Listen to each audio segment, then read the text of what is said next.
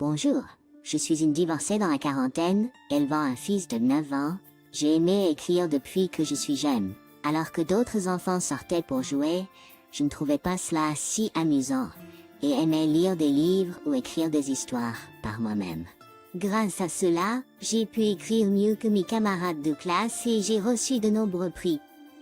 Mes parents, ainsi que mes enseignants, me disaient toujours « J'espère que tu deviendras un écrivain quand tu seras grand ». Étant jeune, j'étais fière d'être au centre de l'attention des autres qui avaient de grandes attentes à mon égard, et je me sentais très confiant de réussir. Ainsi, j'ai étudié la littérature au collège. Pendant que j'étais au collège, j'ai soumis mes écrits à divers concours pour nouveaux écrivains où que je puisse. Étrangement, même si j'avais écrit avec une pleine confiance, mes histoires n'ont jamais remporté de prix. Que les gens autour de moi essayaient peut-être juste de me consoler, ils disaient que sauf si j'étais un génie, les écrits de quelqu'un d'aussi jeune que moi ne pouvaient pas obtenir de prix facilement. M'étais-je mis trop haut sur un piédestal? Ces mots n'étaient pas du tout réconfortants pour moi. Pendant ma dernière année au collège, je n'ai pas pu abandonner mon rêve de devenir écrivain, mais j'ai pu trouver un emploi dans une société de bourse grâce à l'aide d'un parent.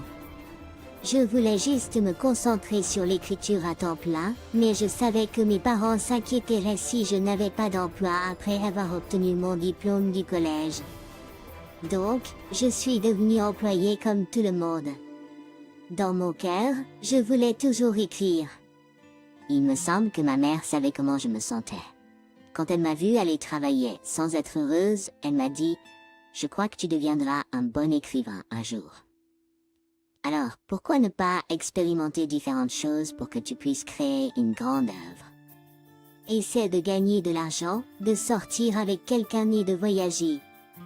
Puis plus tard, quand vous vous mariez et que vous avez vos enfants, vous pouvez utiliser toutes ces expériences pour être tissé dans votre histoire pour devenir un grand écrivain, a-t-elle dit. D'accord?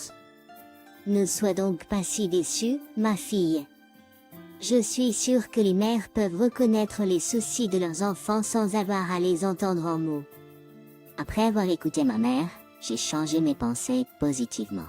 Une personne écrit l'histoire et, comme l'a dit ma mère, mes pensées étaient trop superficielles et si je manquais d'expérience, mon écriture serait si enfantine. Après cela, j'ai pensé à me débarrasser de mes mauvais sentiments et j'ai fait de mon mieux dans mon travail. Le monde entier est devenu mes leçons qui seraient utilisées dans mon écriture. Après 3 ans de mon travail, lorsque je commençais tout juste à l'apprécier, un homme avec qui je voyais souvent dans le métro en me rendant au travail m'a parlé pour la première fois. Quelque chose d'intéressant s'est produit. Ce qui peut arriver dans la fiction ou le drame s'est produit pour moi, faisant battre mon cœur rapidement. Excusez-moi, mais avez-vous un petit ami? S'il vous plaît, je ne suis pas une personne bizarre du tout. Son visage est devenu écarlate et il s'est agité. Et comme vous l'avez peut-être deviné, il est devenu mon mari, puis un ex-mari. Il a dit qu'il voulait me parler chaque fois qu'il me voyait, mais il n'a pas eu le courage parce qu'il avait peur d'être honteux. Il allait abandonner, mais ce jour-là, pour une raison quelconque, il avait le sentiment qu'il regretterait s'il ne me parlait pas. Alors, il a rassemblé son courage pour entamer une conversation avec moi, comme s'il était sous un sort. Quoi qu'il en soit, c'est ainsi que nous avons commencé notre relation. Mon mari avait 4 ans de plus que moi. Il était un employé de bureau comme moi. Même si nous travaillions dans des entreprises différentes, nous nous sommes rencontrés après le travail et avons commencé à nous plaindre des problèmes de chacun et à échanger des conseils, ce qui est devenu amusant. Ce que j'ai le plus aimé chez mon mari, c'est son attitude positive. Quand je m'inquiétais pour quelque chose toute la journée, quand je l'écoutais, ça devenait une chose triviale. Une autre chose positive à son sujet était qu'il ne gênait jamais pour ce que je faisais. À l'époque, mes amis et collègues de travail n'aimaient pas que leur petit ami gênante était stressé, mais mon mari ne m'a pas dérangé de cette façon. Au début, je pensais que mon mari ne gênait pas parce qu'il ne me prêtait pas beaucoup d'attention, mais après l'avoir accompagné pendant longtemps, je me suis rendu compte que c'était ça. Personnalité. Naturellement, je pensais que si mon mari était comme ça, c'était correct de l'épouser. Il savait que j'aimais l'écrire, et pendant que nous sortions ensemble, il m'a dit que si je pouvais être heureuse avec eux, je n'avais pas à travailler quand nous nous marierions. Donc je pensais qu'il était vraiment une personne facile à vivre. Quand il m'a demandé en mariage après 3 ans de fréquentation, je n'ai vu aucune raison de hésiter. En fait, j'avais hâte à sa proposition. Pendant que nous sortions ensemble, nous avons beaucoup parlé et avons appris que nos familles étaient dans des situations financières similaires et nous n'avions rien à nous opposer. Mais alors, les beaux-parents seront les beaux-parents. Lors de ma première rencontre avec ma belle-mère, elle était très rigide et a dit « Je suis le type qui croit qu'une femme, si elle en est capable, devrait travailler et gagner de l'argent. » À ce stade de la vie, il est étrange de désigner un homme pour ne travailler qu'à cela, a-t-elle dit. J'ai entendu dire que les mariages d'aujourd'hui se partagent les dépenses à parts égales aussi.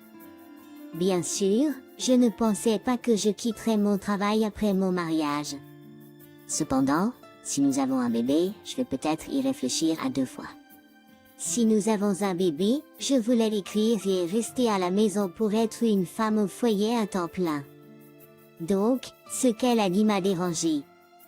Ensuite, mon mari a dit, « Mère, nous ferons comme nous l'entendons. » C'est vrai, tu ne devrais pas surcharger ta belle-fille, même avant qu'elle ne soit mariée. Si c'est un bébé, vas-tu les garder pour eux. Sinon ne leur dis pas quoi faire. Pourquoi dis-tu cela? De nos jours, tout le monde travaille et a un bébé en utilisant un congé, n'est-ce pas?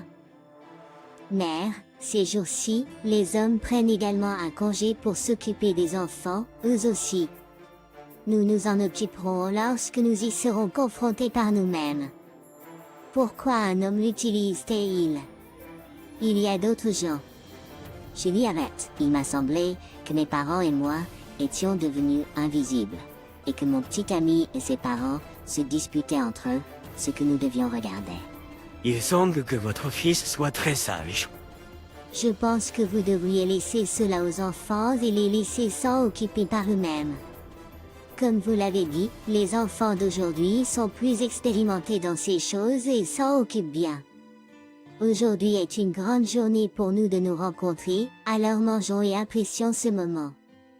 Grâce à mon père, la réunion des 2 familles s'est bien passée. Cependant, pour moi, c'était maintenant le début. Ma belle-mère, qui a parlé de ces jours-ci, a commencé à parler de l'ancienne tradition du mariage et m'a ordonné d'acheter toutes sortes d'argenterie anciennes pour des chandeliers en argent que nous n'utilisons plus. Alors elle a dit que je devais fournir des cadeaux pour tous ses parents et inviter au mariage. J'étais bouleversée car ce étaient des dépenses inattendues. Mon mari a vu mes inquiétudes et a appelé immédiatement sa mère pour limiter les cadeaux et a crié presque à elle, « Je vous l'ai dit de ne pas alourdir ma femme avec ces choses. » Sa mère a dit qu'elle était blessée que déjà son fils était de son côté, avec sa femme. Finalement, elle a abandonné certains des cadeaux majeurs et a limité les cadeaux à être donnés uniquement à leurs parents. Même si nos familles étaient similaires en statut financier, il semblait que la mariée avait plus de choses à préparer pour le mariage. Heureusement, mon mari a posé son pied pour équilibrer les choses et nous avons pu terminer notre mariage bien. Notre petite nouvelle maison était arrangée par mon mari en contractant un prêt. En réalité, lorsque mon mari a acheté notre maison, il y avait eu des commérages dans sa famille à ce sujet. Après notre lune de miel, et nous sommes allés rendre visite à mes beaux-parents, ma belle-mère m'a appelé à part et m'a dit ce que j'ai entendu pour la première fois. Je vous l'ai dit que l'achat de cet endroit serait une perte et vous ai dit de ne pas l'acheter, mais pourquoi n'avez-vous pas pensé à l'arrêter? J'ai essayé d'expliquer la situation à elle. Ensuite, mon mari doit avoir entendu ce que sa mère m'a dit et m'a dit qu'il s'occuperait de cela en mon nom. Mère, j'ai une raison pour l'acheter. Mais pourquoi dis-tu cela à ma femme? Je vous l'ai dit que même si c'est un peu de désagrément pour moi, vous auriez dû attendre un endroit plus grand.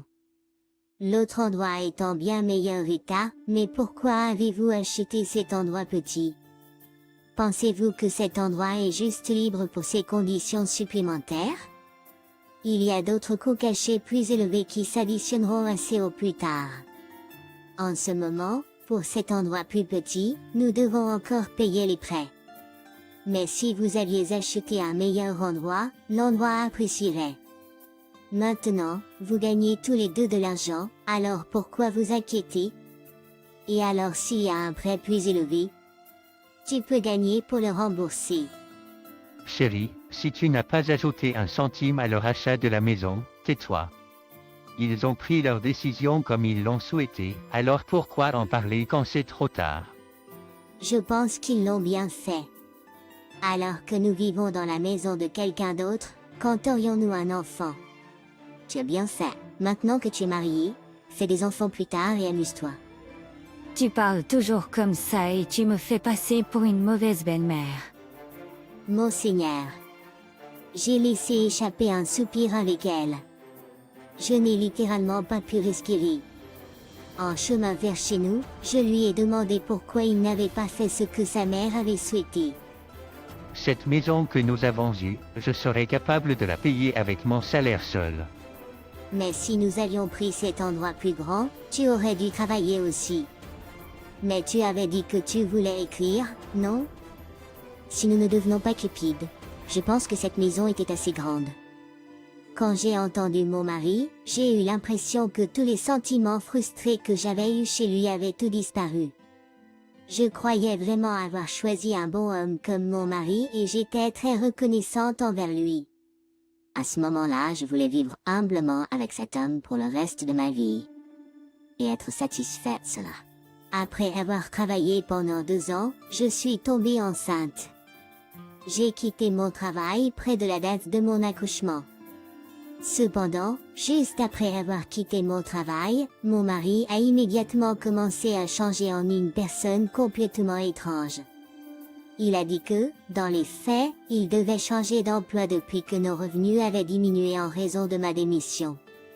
Quand j'ai entendu cela, je me suis sentie désolée et je lui ai dit que j'essaierais de réduire nos dépenses autant que possible. Maintenant que nous avons un bébé, comment pouvons-nous réduire davantage à partir d'ici?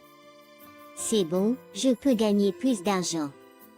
Je devrais être reconnaissante envers lui, mais d'une manière ou d'une autre, je me suis sentie mal à l'aise. Donc, sur la base de mon expérience au travail, j'ai commencé à faire des actions sur des actions relativement sûres. Je pensais humblement que je voulais juste gagner assez pour payer les factures d'électricité. En même temps, j'ai essayé de lire et d'écrire autant que je peux pour soumettre mon écriture à des concours qui offraient des récompenses en argent. J'essayais de faire de mon mieux pour gagner de l'argent tout seul. Cependant, quand mon mari a commencé son nouvel emploi, celui qui avait dit que nous devrions être satisfaits de vivre humblement a commencé à aller autour de ses collègues pour apprendre à jouer au golf et a commencé à acheter un équipement de golf cher. Chaque fois que nous mangions, il parlait de ses collègues et commençait à les comparer avec moi. Il y a un gestionnaire au travail et sa femme est enseignante à l'école. Dans mon département, l'assistant gestionnaire qui a été promu se marie et travaille dans une grande entreprise. Au début, je les écoutais, mais à mesure que de tels discours augmentaient, je me suis sentie consciente de moi-même et j'ai arrêté de parler car la façon de parler de mon mari me mettait très mal à l'aise. Puis un jour je lui ai dit, devrais-je retourner au travail? Est-ce que c'est difficile pour toi de gagner de l'argent tout seul? C'est correct. Tu devrais écrire et nous ne vivons pas dans un endroit grand et cher et nous n'allons pas dépenser beaucoup d'argent pour des leçons privées pour notre enfant. Alors je pourrais gagner de l'argent tout seul. Même si ses paroles étaient assez correctes, mais je sentais quand même qu'il se moquait de moi et que je ne me sentais pas bien à ce sujet.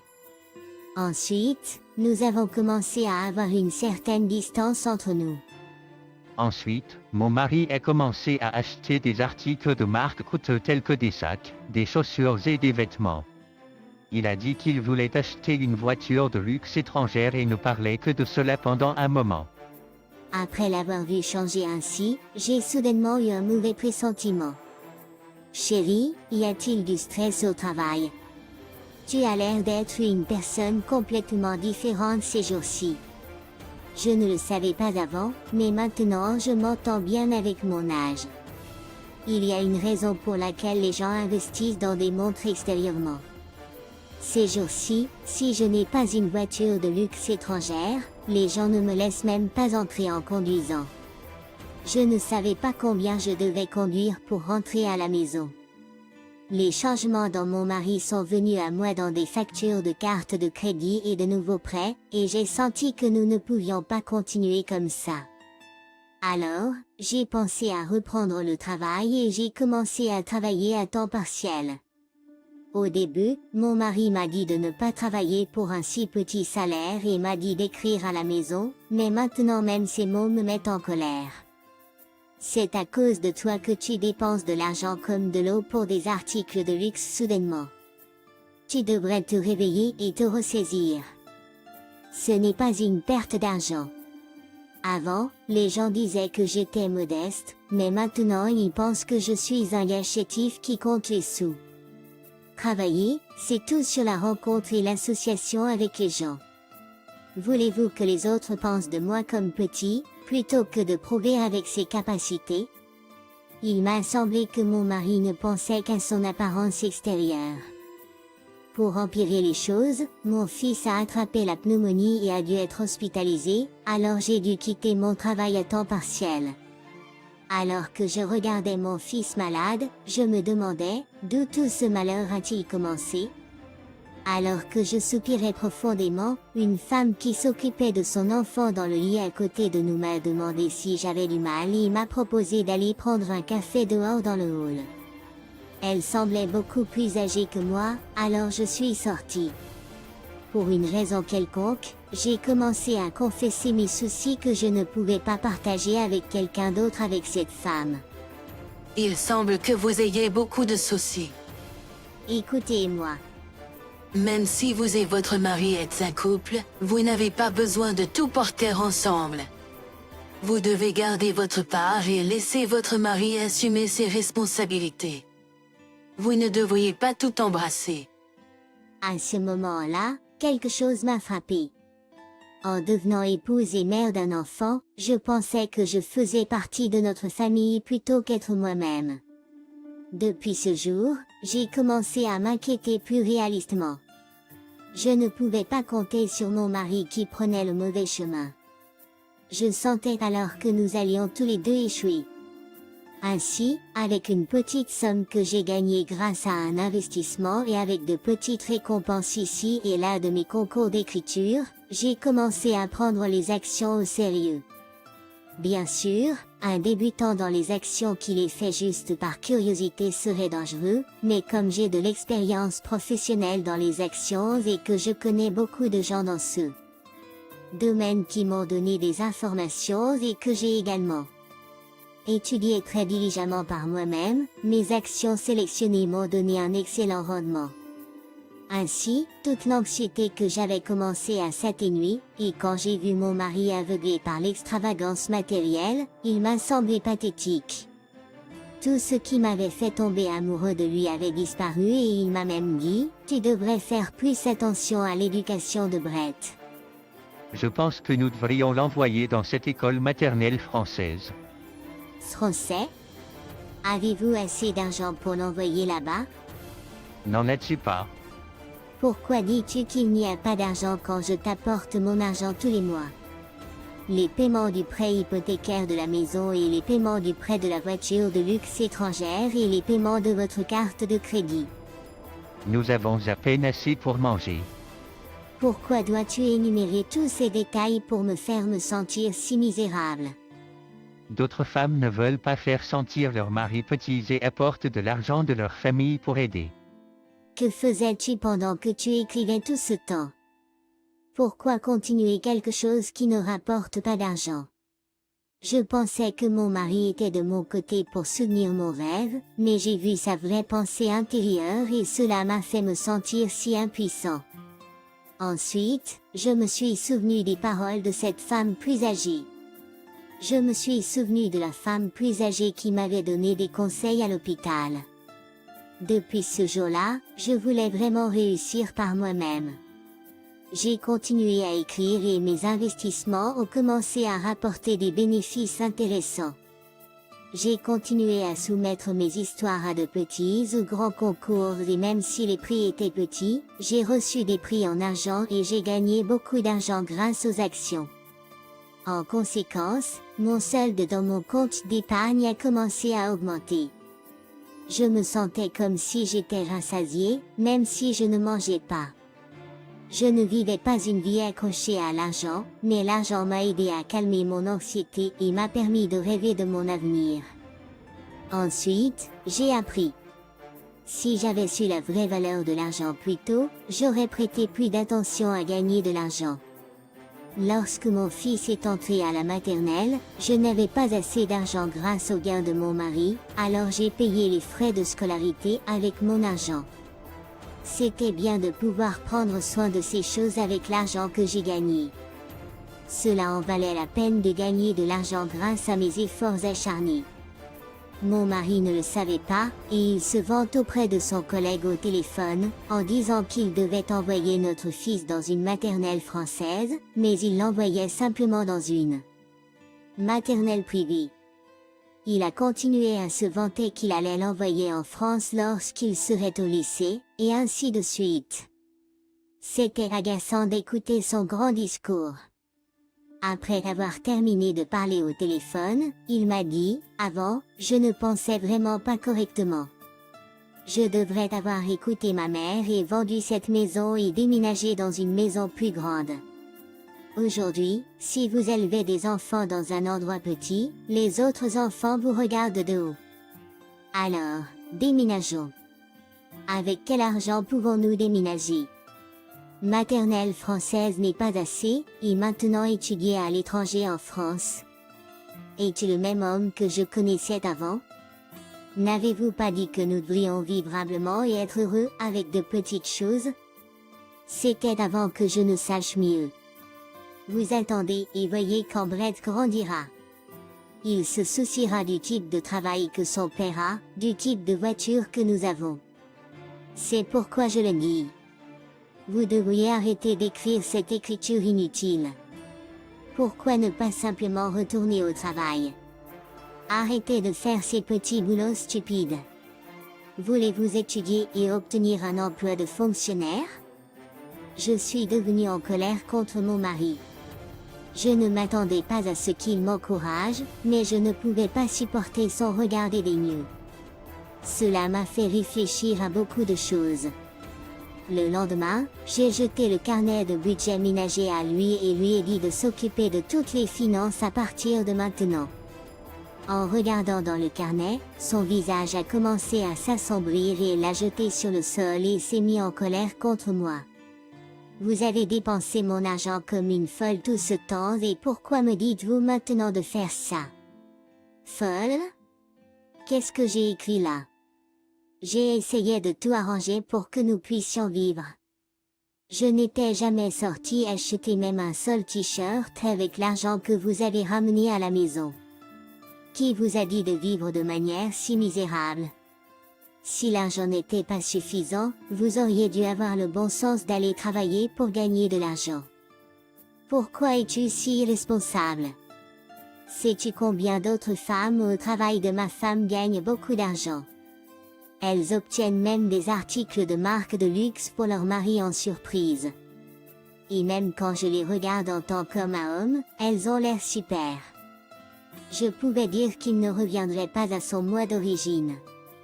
J'ai entendu dire que c'était difficile pour une personne de changer, mais mon mari avait trop changé. Même si je voulais vivre avec lui, par considération pour notre fils, je ne pouvais pas du tout voir notre avenir. Alors, je lui ai dit de divorcer. Lorsque je l'ai dit, il a ri, « Comment survivrais-tu sans moi si tu es en colère? » Je n'ai pas peur de cela, alors arrête. Que sais-tu faire ces jours-ci? Les entreprises n'engagent même pas une personne comme toi. Je ne voulais plus l'écouter, alors je lui ai jeté mon relevé de compte d'épargne au visage. En fait, j'ai étudié et j'ai obtenu des informations et avec les 10 000 $ que j'ai économisés, j'ai pu atteindre mon objectif de gagner mes premiers 100 000 $. Cela semble facile, mais j'ai travaillé dur comme si c'était la dernière chose de ma vie. J'ai étudié dur et j'ai demandé à beaucoup de gens et j'ai dépensé beaucoup d'argent pour mettre toute ma passion dedans. Mon mari regardait toujours de haut, même en voyant l'état du compte bancaire. Ensuite, son attitude a changé soudainement et il m'a demandé, « Qu'est-ce que c'est ?» $100,000. Je l'ai gagné tout seul. Alors, pourquoi ne l'as-tu pas mis dans le livre de compte? Je te l'ai dit, c'est l'argent que je n'ai pas acheté un t-shirt et que j'ai économisé. Regarde attentivement aussi. J'ai payé les frais de scolarité de notre fils avec mon argent. Tu as dépensé ton argent de manière excessive pour satisfaire ta vie cupide et vide. Je n'ai pas dépensé un centime de ton argent. Tu as tout gâché pour toi-même. Toi, qu'est-ce qui est à toi ou à moi? Mari et femme ne faut qu'un.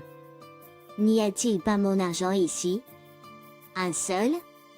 Même si je voulais mettre ton argent dedans, il n'y avait plus rien après que tu l'aies tout dépensé.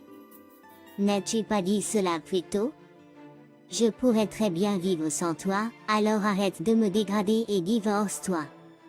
Non, je l'ai dit parce que j'étais en colère. Et étais-tu censé le dépenser toi-même quand tu l'as gagné tout seul? Parce que tu étais en colère? Réfléchis à ce que tu m'as dit, même juste avant que quelqu'un m'ait dit que tu dois assumer la responsabilité de tes actes, il m'a donc été très difficile de nettoyer après ton désordre. Je pensais que tu pourrais revenir à ta vieille personne, mais tu continues de rouler dans le lit de désordre que tu as créé. En plus, je ne veux pas être dans ce tas de vie faux, alors laissons-nous rompre maintenant. Je l'ai dit à mon mari, et j'ai fait mes valises et j'ai pris mon fils. Mon mari a commencé à me saisir et à supplier mon pardon, en disant qu'il reviendrait à ses anciennes habitudes. C'étaient des promesses vides que je connaissais. Il ne regrettait pas ses méfaits mais regrettait de manquer l'argent qui se trouvait dans mon compte d'épargne.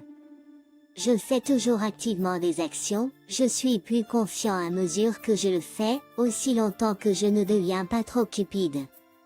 Je suis en train de élever mon fils, et il n'y a pas de meilleur travail que ça. Ce n'est pas que je n'écris pas non plus. J'écris comme si j'écrivais mon journal. Un jour, j'écrirai une pièce maîtresse dans ma vie, ce que je crois toujours pouvoir faire. Après mon divorce, mon mari a continué à dépenser son argent et a perdu sa maison et a obtenu une saisie sur son salaire. Il s'est déshonoré à son travail devant ses collègues. Puisqu'il ne vivait que pour paraître aux yeux des autres, il l'a mérité. Mon fils a heureusement pris peu de mon père. Je me suis rendu compte plus tard que mon fils se vante de moi à son école. Il a dit qu'il aime sa mère qui travaille dur et qui écrit diligemment. Je veux devenir comme ma mère qui essaie de son mieux dans tout ce qu'elle fait. Je respecte plus ma mère dans ce monde. Elle est géniale. Lorsque je vis mon fils lever ses petits pouces en signe de victoire devant moi, j'ai beaucoup pleuré. Après que mon fils m'ait validé en tant que bonne mère, je m'efforce encore plus. Puisque mon fils croit en moi, je suis la plus heureuse de ce monde.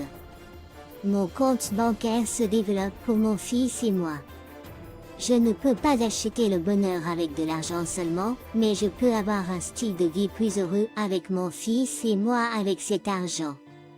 Je veux continuer à regarder le visage souriant de mon fils en travaillant aussi dur que possible pour le maintenir. Merci de m'avoir écouté.